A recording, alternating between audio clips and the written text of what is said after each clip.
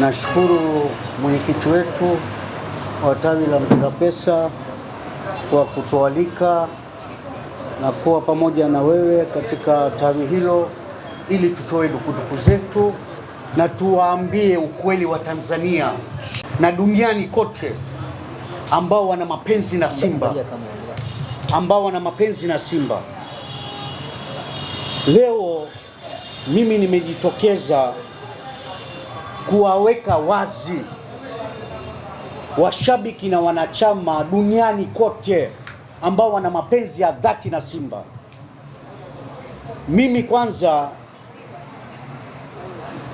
kuna kundi la wahuni, wasaliti na wanayohujumu Simba. Wanaohujumu Simba ambao binafsi sio kwa kuitetea Simba, hawana mapenzi yoyote na Simba, ni wasaliti tu ambao wana mkono mkubwa katika kuidondosha klabu ya Simba kuliko hao viongozi ambao tunalalamikia. Leo tumetokeza hapo, tunaeleza ule ukweli. Sisi tuna mapenzi ya dhati na tunaumia, na unajua waandishi, kuna wengine wako wanyonge ambao ni wapenzi na washabiki wa Simba lakini wanashindwa kuongea, ambao tuwafikishie ujumbe hawapati fursa hii. Kwa hiyo tunawatetea wanyonge pia ambao wanaipenda Simba yao kwa dhati na wanaumia, lakini kuna washenzi hao wengine ambao ni wasaliti, wanaihujumu Simba yetu. Na wataja, kuna daktari anajiita daktari wa mchongo, kuna JB 64, kuna Mnandi na baadhi ya wengine. Yani hata nasikia aibu, wasaliti wakubwa wa Simba. Sasa mimi leo naweka kila kitu wazi. Lete baba. Na jipu la nilipua. Mimi niliungwa kwenye grupu ya Simba Influencers Real. Nisikilizeni wa Tanzania na washabiki wa Simba duniani kote, huo ndio ukweli, na leo nauweka wazi mwenyekiti. Mwaga. Nilivyojiungwa kwenye grupu ya Simba Influencers, nikaenda kwenye group information nione, je, kuna watu wangapi ambao wako kwenye hiyo grupu. Nikaona kuna wengine ni machawa kwenye grupu. Awali ya yote nikatuma message ya kwanza kwa huyu daktari wa mchongo, mnafiki mkubwa, kwamba wewe umeniunga kwenye grupu lakini mimi nimenyoka. Mimi siko kama leo wewe utazungumza hicho, kesho utazungumza hicho kwa ajili ya maslahi yako binafsi. Mimi siko hivyo. Hiyo message ya kwanza nikaituma kwenye grupu. Baadaye nikatuma message ya pili kwamba kwenye hiyo grupu nilivyoona kuna machawa. Wakaanza kuniambia kwamba, Muhindi, kwa nini unasema kuna machawa? Unajua kwamba labda unalipiwa nauli au unapewa hela. Unaweza kuwa chawa ukatumika kwa kuidhoofisha Simba, au unatumika na upande wa pili, lakini huwezi kufanya hilo bila kuwa na maslahi yako binafsi.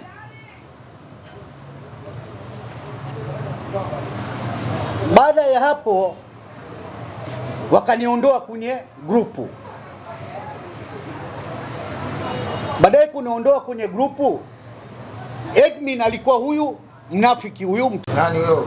Dr. Mo, anajiita Dr. wa mchongo, hata vyeti hana. Nikampigia simu Nikamwambia, kwa nini umeniondoa kwenye grupu? Kwa vile nimeandika hayo? Basi bana Muhindi, usiwe na wasiwasi, nitakuunga. Kaniunga tena kwenye grupu. Alivyoniunga kwenye grupu ikaja message kwamba kuna mkutano wa ma-influencer kesho saa 5. Kayekuja ni mwenyekiti wa wanachama wa klabu ya Simba. Nani huyo? Murtaza Mangungu. Basi mimi nikaenda kwenye mkutano, nikasema nijue yanayotokea. Nilivyoenda kwenye mkutano nikakuta hao baadhi ya machawa hao na mzee wangu Malini na mwenyekiti alishakuja pale. Nikakaa. Unajua hicho waandishi na wana Simba nachoongea, Mungu wangu ni shahidi wangu, sipindishi hata neno moja. Sema baba. Mungu ni shahidi. Sema baba, sema. Sema baba. Baada ya mimi kukaa, mwenyekiti akaanza kuwaongelea wachezaji wetu kwamba wachezaji wetu wengine wanafanya maovu, wengine wana wanawake wanatembea nao, wengine wanalewa. Mimi nikawa kimya tu nawasikiliza. Unajua waandishi walivyooneka, kaona kwamba huyu Muhindi tutamteka au huyu Muhindi tutambadilisha, atakuwa upande wetu. Lakini la hasha, siwezi kufanya hivyo. Leo mimi siwezi kusaliti watu ambao wengine wanaumia, wanapoteza maisha zao kwa ajili ya Simba. Mwenyekiti, wengine wanapoteza maisha, wanakufa. Tunaona watu wanazirai uwanjani, timu yetu inapofungwa tunaona kwa macho yetu. Leo upumbavu huo siwezi kukubali mimi.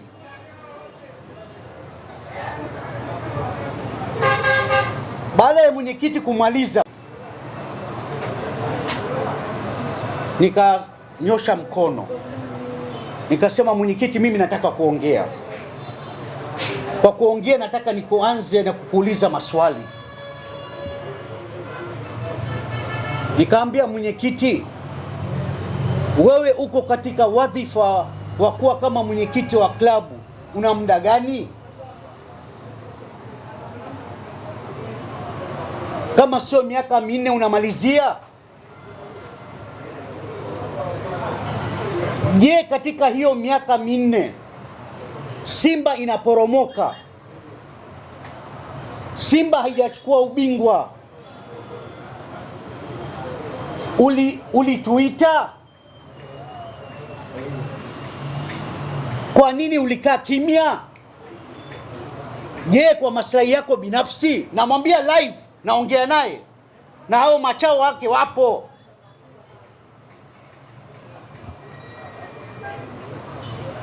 Akaniambia kwamba kama mimi sijakuita si ungenitafuta? Nikamwambia wewe kila wakati unaniona kwenye mtandao na kukataa, meseji zangu unazipata. Ilikuwa wewe kunitafuta mimi. Lakini cha kushangaza sana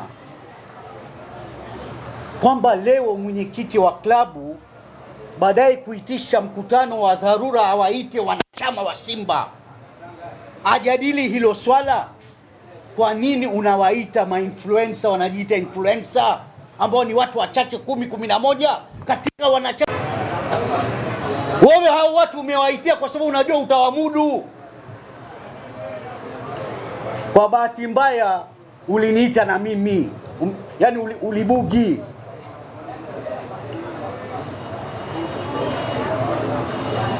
Yani ulipotea mwenyekiti. Nikamuuliza kwamba nikuulize swala lingine, kwamba kwa nini siri za Simba zinavuja? Leo wachezaji ambao labda tunawataka sisi wanaenda upande wa pili, hii inatokana na sababu gani? Kanijibu kuhusu jezi tu, na nachosema na mnukuu mwenyekiti ambacho amenijibu. Ananiambia hizo jezi za Jairuti sisi viongozi hatuhusiki, anayehusika ni Jairuti. Kwa hiyo kama jezi kuvuja, moja kwa moja mhusika ni Jairuti. Sasa nikajibu kwamba kama kweli Jairuti anashindwa kudhibiti jezi zinavuja za klabu ya Simba, anaweza kuwa yani mwekezaji katika Simba? Anastahili kuwa? Kitu kidogo kimemshinda.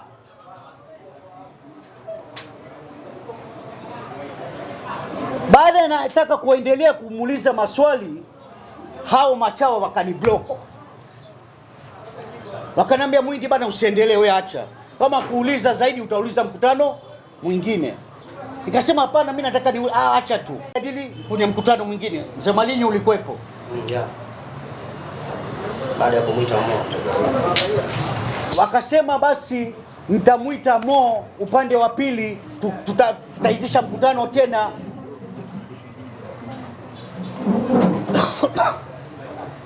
Tutaitisha mkutano tena. Mpaka leo huo mkutano haijatwishwa wala Mo hajajitokeza. Baada ya hapo, baada ya huo mkutano, waandishi nisikilizeni, baada ya huo mkutano kuna machawa wananiambia, Mwindi, kwa nini ulikasirika? Kwa nini ulikuwa na mfoka kwa mwenyekiti? Nikaambia sikilizeni, mie kama mliamua kuniita, msinipangie kwamba nimeongea hivi au hivi. Mimi ambacho nilitaka kumuuliza, nilikochotaka nataka kuongea, nimeongea naye. Kama mlitaka ninyamaze kimya, msingeniita. Wakajua huyu Mwindi asomeki, huyu Mwindi ashakuwa mwiba. Baada inaona na leftishwa grupu tena, mara pili hiyo. Sasa nikampigia simu huyu mchongo, huyu mtapeli, huyo mnafiki mkubwa. Kwa nikimpigia simu hapokei simu zangu, nikawapigia simu ambao watu walikuwa kwenye grupu hiyo ya ma-influencer. Nikamwambia jamani, hebu muulizeni huyu ana madaraka gani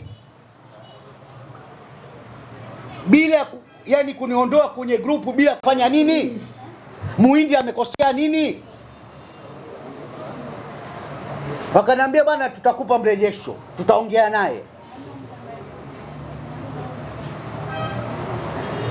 Mpaka leo kimya, hamna mtu kwa sababu wote niliwapigia, wote machawa na wote wana maslahi yao binafsi. Baada ya hapo, Watanzania nisikilizeni hiyo sasa, washabiki wa Simba na duniani kote, saa 7 usiku napigiwa simu na huyu muhuni, huyu mroho pesa, huyu muhuni huyu ambaye anajiita mchongo wa daktari, Dr. Mo anajiita. Ananipigia simu mimi saa 7 usiku,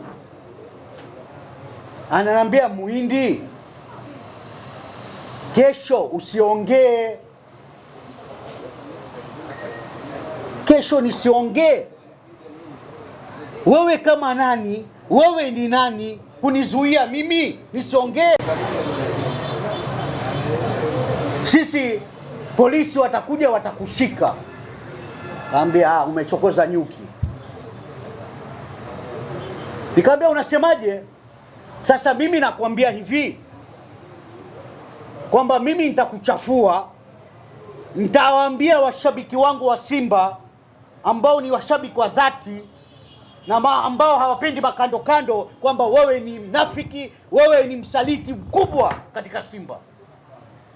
Nitakuweka wazi, wewe uko kwa ajili ya maslahi, kupewa hela, kesho utaongea hivyo. Na nitakudhalilisha. Nikakata simu.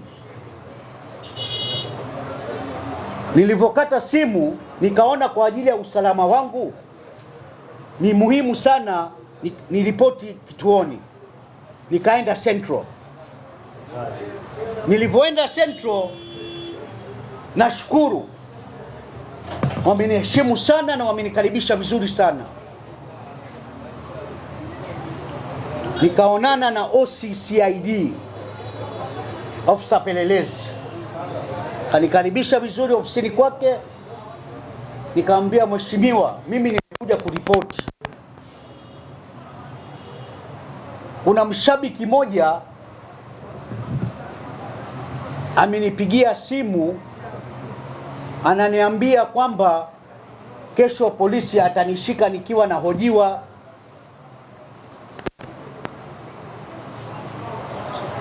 Je, sina haki ya kuhojiwa kama Mtanzania, kama mshabiki wa Simba? Mimi na haki hiyo. Akanambia, Muhindi, wewe nenda ongea unachotaka. Ongea unachotaka na hiyo namba yangu. Mtu akija kukugusa nipigie. Basi mimi nikaondoka pale, nikaja waandishi waliniambia kwamba watakuja kaburi moja pale Posta. Na mimi baadaye kutoka kituoni nikaenda kaburi moja pale. Pale tulivyoenda waandishi walikwepo, na mzee Malini alikwepo, Pacha alikwepo, watu tulikwepo pale ambao tunataka kuhojiwa. Wakati tunataka kuhojiwa, ikaja Land Cruiser ya polisi.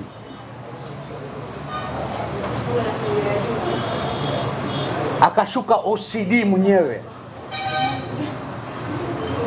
Akatuambia, je, mna kibali? Tukasema kibali hatuna. Kwa hiyo tukaacha swala la kisheria kwa sababu walitaka kibali hatuna, tukaondoka pale na tukaenda kufanya hiyo press. Kwa hiyo hayo kadhia yote yametokana na sisi kuipigania Simba yetu, na tutaipigania Simba yetu mpaka kufa kwetu, mwenyekiti, mpaka tufe tuingie kaburini, tutaipigania Simba yetu. Hatutakubali mtu aisaliti Simba. Sasa mimi nije upande wa mwekezaji. Leo hao watu wanasema Mo hafai, na hao watu sio wameamua wenyewe, wametumwa. Yaani wameshawishiwa kwamba wamwongelee Mo mabaya kwa ajili ya maslahi yao binafsi. Sasa huyu aliyewatuma na hao wahuni, ni waulize swala moja, kwamba Mo alivyotangaza kwamba ametoa bilioni 87 katika klabu ya Simba, kuna yote alijitokeza kupinga hilo swala, mwenyekiti? Juzi kwenye mkutano mkuu budget inasomwa kwamba Mo ametoa bilioni 6. Jamani, washabiki wa Simba, sikilizeni hiyo. Hao ni wahuni, wanawapotosha. Wanasema Mo ametoa bilioni 6. Je, kwenye mkutano mkuu amepinga mtu kwamba Mo hajatoa hela? Sasa leo mnakaa mnamwimba Mo kila wakati, hatoi hela, hatoi hela. Nini ndio mnatoa hela kwa wanachama, kwamba yeye amechangia nini katika klabu ya Simba? Hau usajili anaufanya nani? Hiyo kempu na gharama zote analipa nani?